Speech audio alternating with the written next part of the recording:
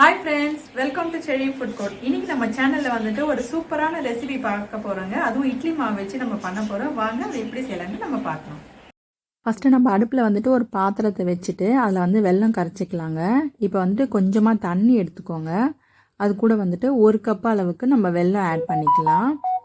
இது வந்து ஜஸ்ட் அந்த வெல்லம் கரைஞ்சா போதுங்க, பாகெல்லாம் எதுவும் எடுக்க வேண்டாம். ஓகே, இது கொஞ்சம் கொஞ்சமாக நல்லா கரைஞ்சிட்டே வருது பாருங்கள். ஓகேங்க, மண்ணெல்லாம் இருக்கும், ஸோ அதனால தான் நம்ம இந்த ப்ராசஸே பண்ணுறோம். ஸோ இந்த மாதிரி கரைஞ்சிட்ட அப்புறமா நான் ஒரு கொதி வந்தால் போதுங்க, அந்த வெல்லம் தண்ணி ரெடி ஆகிடுச்சு.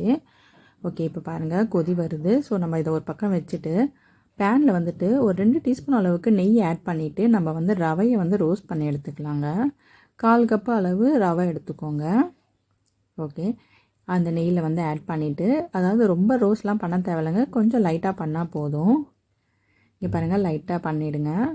ஓகே, அந்த கலர்லாம் ரொம்ப கூட சேஞ்ச் ஆக தேவையில்லைங்க. ஓகே, இப்போ நல்லா ரோஸ்ட் பண்ணியாச்சு. நம்ம அடுப்பை ஆஃப் பண்ணிவிட்டு ஒரு பாத்திரத்தில் வந்துட்டு 1/4 கப்பு அளவுக்கு இட்லி மாவு எடுத்துக்கோங்க. அதில் வந்துட்டு இந்த ரவையை ஆட் பண்ணிவிடுங்க. அந்த மாவு வந்து கொஞ்சமாக புளிச்சிருந்தா போதுங்க, ரொம்பலாம் புளிக்க வேண்டியதில்லை. ஓகே, இது கூட வந்துட்டு நம்ம 1/2 கப்பு அளவுக்கு துருவின தேங்காய் எடுத்துக்கலாம். அதில் வந்துட்டு கொஞ்சமாக ஏலக்காய் தூள் சேர்த்துக்கோங்க. ஓகே, இப்போ வந்துட்டு நம்ம வெல்லத்தை வந்து வடிகட்டி எடுத்துக்கலாங்க. அந்த மண்ணெல்லாம் இருக்கும். இங்கே பாருங்கள், நல்லா வடிகட்டியாச்சு, மண் இருக்குது பாருங்கள். ஓகே, இப்போ வந்து அந்த மாவை வந்து நல்லா மிக்ஸ் பண்ணி விட்டுடலாம். நம்ம இட்லி மாவில் இந்த மாதிரிலாம் கூட செய்யலாமான்ட்டு ஒரு டவுட் இருக்கலாம், ஆனால் சூப்பராக வருங்க. மறக்காமல் உங்கள் வீட்டில் செஞ்சு பாருங்கள்.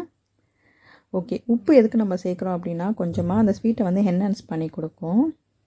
நல்லா மிக்ஸ் பண்ணியாச்சு அந்த மாவை, கலரும் நல்லா சேஞ்ச் ஆகிருக்கு பாருங்கள். ஓகே, இப்போ வந்து நம்ம ஸ்டீம் பண்ணி எடுத்துடலாங்க. ஒரு பேனில் வந்து தண்ணி ஊற்றிட்டு இந்த மாதிரி ஸ்டாண்டு வச்சுட்டு இந்த சின்ன பாத்திரத்தில் நல்லா நெய் தடவிடுங்க. நெய் தடவிட்டு அந்த மாவை அதில் ஊற்றிடுங்க. ஊற்றிட்டு ஒரு சின்ன மூடி மாதிரி போட்டு வச்சுருங்க. மறுபடியும் அந்த பேன் மேலேயும் ஒரு மூடி போட்டு வச்சுருங்க.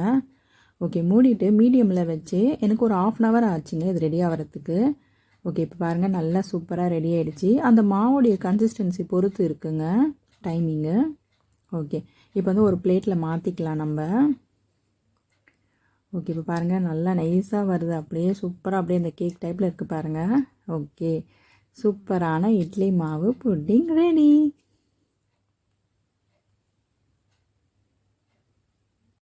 என்ன ஃப்ரெண்ட்ஸ், இந்த ரெசிபி ரொம்ப பிடிச்சிருந்தது அவங்களுக்கு, மறக்காமல் இதை வீட்டில் செஞ்சு பாருங்கள். அது மட்டும் இல்லைங்க, இந்த சேனல் வந்து சப்ஸ்கிரைப் பண்ணுங்கள், லைக் பண்ணுங்கள், ஷேர் பண்ணுங்கள். நன்றி.